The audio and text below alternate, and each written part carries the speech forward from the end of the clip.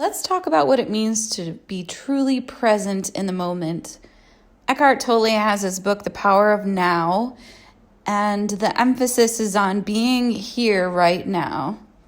I just did a post online a little bit ago, and it delved into the fact that everything happens in this now moment. If you're stressing about something happening in the future, if you're worrying about attending an event or maybe money or fearing something going wrong, even though it's about something in the future, it's still taking place in the now. You're still thinking about it here and now. You're still feeling the feelings here and now. So from that aspect, your power really lies in being present here and now, paying attention to your surroundings, observing your thoughts, not becoming and identifying with your thoughts, but observing them as they're happening and not attaching to them, letting them float in and out of your experience. That is true presence. That is taking the power back. That is taking the power from your incessant habitual thoughts and instead giving it back to your true self. You're able to look at your thoughts and think, that's going on in my brain right now. I'm going to let that just float on by. And the next step is to choose the thought that you want to focus on, replacing that thought with something that feels better or is more productive or is just making you feel well in the moment. Yes, I know we need to plan for things in the future. And yes, I know we learn about things that we've gone through in our past. But it's more about what are you attaching to? What is triggering emotions within you? When we think a thought, it gives us a chemical reaction in our brain, which we identify as an emotion. Then our emotion, if it sticks around, it turns into a way that we're feeling. I'm feeling X, Y, Z today. And then if that keeps sticking around, as Joe Dispenza talks about, it starts to become our way of being. It becomes our personality, and it becomes our demeanor. So circling back to the present moment, there's a lot of power in that present moment. The choices that you're making, the things you are choosing to focus on, create your life experience. If you're choosing thoughts that stress you out all the time, that means it puts your body into a perpetual state of stress. And then therefore it becomes the way that you view the world. It influences your future thoughts, and that becomes your life experience. So take that knowledge and look at it as your power.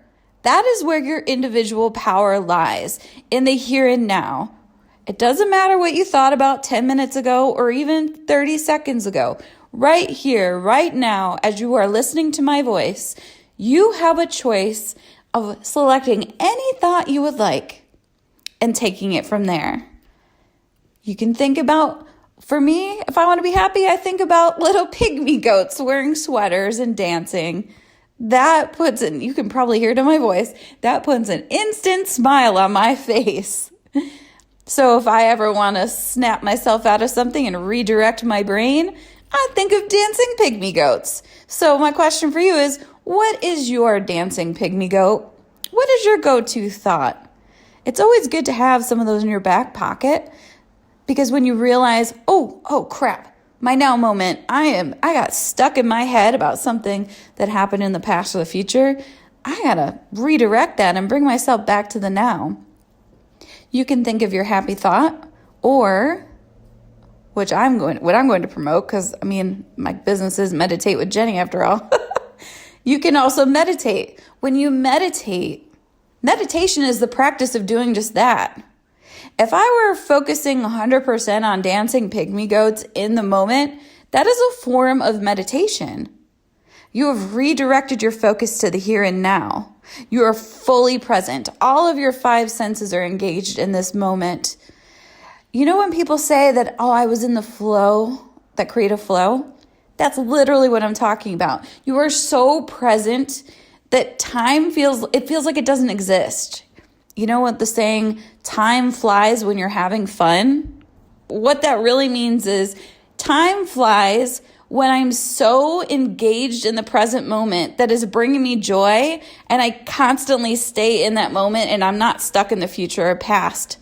And then it feels like I have no concept of time. That's what that saying is really getting at. So if we meditate on a regular basis, it's basically a workout for our brains. You practice pulling yourself into the present moment, out of those thoughts and into the moment. And the more you do that, the more your brain understands that habit. It literally rewires your brain. So that when you are catching yourself, and maybe you're in the middle of a stressful meeting and you all of a sudden you snap back into the present moment, into right now, and you think, holy crap, I just went down the rabbit hole with that stressful thought. It's easier for you to snap out of that. You grab your happy thought, or you grab a new thought, a better feeling thought. You pick a different topic to focus on, and it's so much easier for your brain to switch gears like that. It takes practice. Doing it one time is great, but that's not going to build those new connections in your brain. You have to get the reps in, just like anything that you're practicing. The more you meditate, or even just the more that you focus on observing your thoughts and picking a new one, that will become a natural habit for you.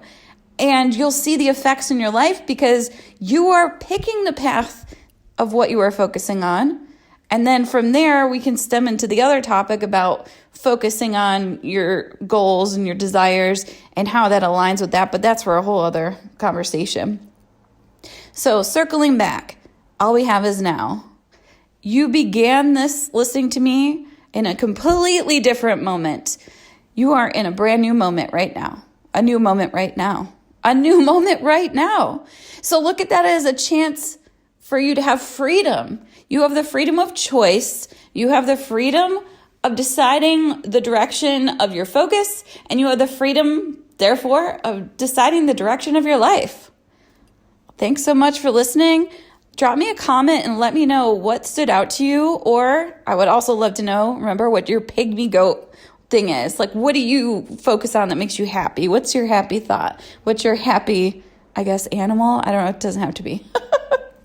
All right. Well, follow me for more meditation tips, more of this mindfulness stuff. If this is your jam, I'd love for you to follow me. Meditate with Jenny. Thanks so much.